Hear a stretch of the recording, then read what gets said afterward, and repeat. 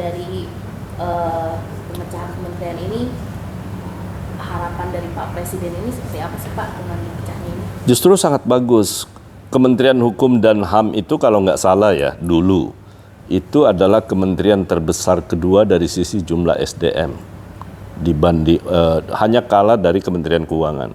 Kami ada kurang lebih hampir 70.000 orang pegawai negeri yang ada di Kementerian Hukum sebelum pecah. Iya. Yang kedua, penanganan terkait dengan imigrasi dan pemasyarakatan itu bukan perkara mudah. Sehingga kebijakan Presiden untuk memisahkan Kementerian Hukum dari kementerian menjadi Kementerian Imigrasi maupun Pemasyarakatan itu sesuatu langkah yang menurut saya sangat tepat. Karena mengurus imigrasi dan pemasyarakatan itu harus fokus. Satu, terkait dengan menyangkut soal dokumen keimigrasian, pengawasan orang asing, itu butuh fokus tersendiri. Kompleks banget ya, sangat complicated lah. Apalagi pemasyarakatan, warga binaan yang kurang lebih sekitar hampir 250.000 orang. Nah, sementara kapasitas LP kita itu sangat terbatas. Nah, karena itu dengan penunjukan menteri di bidang di Menteri Imigrasi dan Pemasyarakatan menurut saya langkah yang tepat. Sehingga mengurangi beban kerja yang hanya tertumpuk kepada satu menteri. Nah, khusus untuk Kementerian HAM pilihannya sangat bagus karena Pak Natalius Pigai itu kan memang aktivis soal HAM ya dari dulu. Mantan anggota Komnas HAM dan kami berkomunikasi baik, udah berteman sekian lama ya. Sehingga itu juga bisa fokus. Nah, sementara kalau di Kementerian Hukum yang saya pimpin saat ini itu lebih kepada menata bagaimana regulasi itu bisa berjalan dan sesuai dengan harapan Bapak Presiden. Saya akan menjadi benteng pertama untuk mengamankan semua regulasi yang terkait dengan harapan dan cita-cita Presiden untuk Indonesia Raya. Nah, karena itu Presiden pada saat retreat kemarin, beliau sudah menegaskan kepada saya untuk menjaga bagaimana mensukseskan soal kita harus swasembada pangan. Artinya apapun regulasi yang menghambat terkait dengan swasembada pangan, itu pasti akan kami awasi secara ketat sebelum sampai kepada Presiden. Jadi prioritas itu ya. Yang kedua juga apapun regulasi yang menghambat akibat nanti kita bisa mandiri di bidang energi juga pasti menjadi atensi khusus dari Kementerian Hukum dalam hal regulasinya. Yang ketiga adalah menyangkut soal penguasaan lahan supaya ini bisa merata dan adil buat semuanya. Yang terakhir adalah menyangkut soal hilirisasi. Hilirisasi juga penting.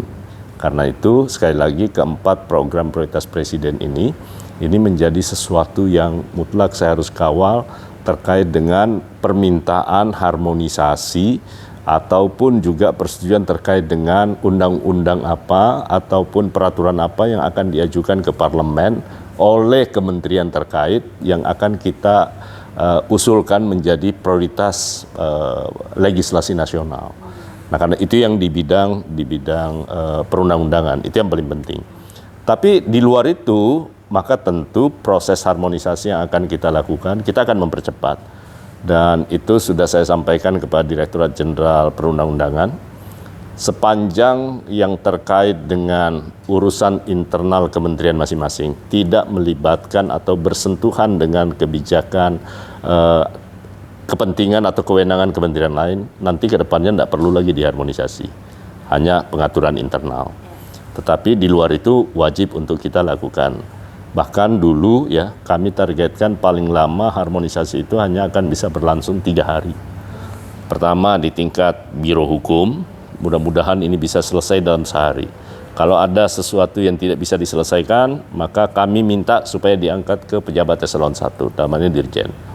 Kalau di hari kedua di tingkat Dirjen tidak selesai, maka kami angkat di hari ketiga maksimal dibahas di tingkat menteri. Jadi prosesnya akan bisa berlangsung. Yang kedua, proses-proses pengambilan keputusan, pertemuan-pertemuan, juga kami lakukan sekarang by Zoom. Jadi tidak perlu setiap saat hadir rapat secara fisik. Menurut saya itu menghambur-hamburkan sesuatu yang nggak perlu. Baik waktu, ya lebih efisien. Teknologi memberi kita kemudahan, tetapi kadang-kala kita abai dengan hal itu. Nah, gitu. Tadi kan kita ngomongin goals dan hal baik yang bisa diambil dari pemecahan ini ya Pak. Tapi kalau dari menurut Bapak sendiri tantangannya apa sih Pak dengan ini dipecah-pecah gitu? Di kita sih justru kalau saya semua pasti punya tantangan masing-masing ya di kementerian. Ada baik, kalau saya menilai jauh lebih sangat strategis dan sangat baik terhadap dampak pemecahan ini. Karena tadi harus fokus ya. Menurut saya yang paling penting adalah satu tadi tujuan rektor kemarin menyatukan tim. Tugas saya terberat saat ini karena menata birokrasi, bukan perkara mudah. Ya, karena itu saya sudah menyampaikan kepada seluruh pejabat eselon 1, 2, dan sampai ke bawah, kami akan membuat satu, walaupun ini bukan barang baru, tapi sedapat mungkin merit system itu bisa berjalan. Kalau merit systemnya jalan, maka tentu semua pegawai mempunyai harapan untuk bisa naik ke jenjang yang lebih tinggi, semua memiliki kesempatan yang sama. Yang kedua juga di awal mula rekrutmen, penerimaan pegawai negeri ya, pegawai negeri sipil yang tahun ini adalah kita mendapat alokasi kurang lebih sekitar 9.000, hampir 10.000 orang ya. Yang pelamarnya kurang lebih 15.000 orang. Nah, karena proses seleksinya di awal dilakukan oleh Badan Kepegawaian Nasional, BKN, kemudian pada akhirnya nanti akan tiba di kita dalam khususnya di interview. Saya ingin semua anak-anak bangsa terbaik punya kesempatan yang sama tanpa perlu memikirkan harus berhubungan dengan siapa, menyediakan apa. Kami hanya minta kalian mempersiapkan diri untuk diterima menjadi warga pengayoman, menjadi sesuatu yang baik, kemudian tanpa ada kekhawatiran akan dicurangi atau ada karena pemberian sesuatu. Itu yang kami lakukan sekarang. Jadi itu saya sudah sampaikan berkali-kali, baik di jajaran eselon 1 sampai ke bawah saya sampaikan.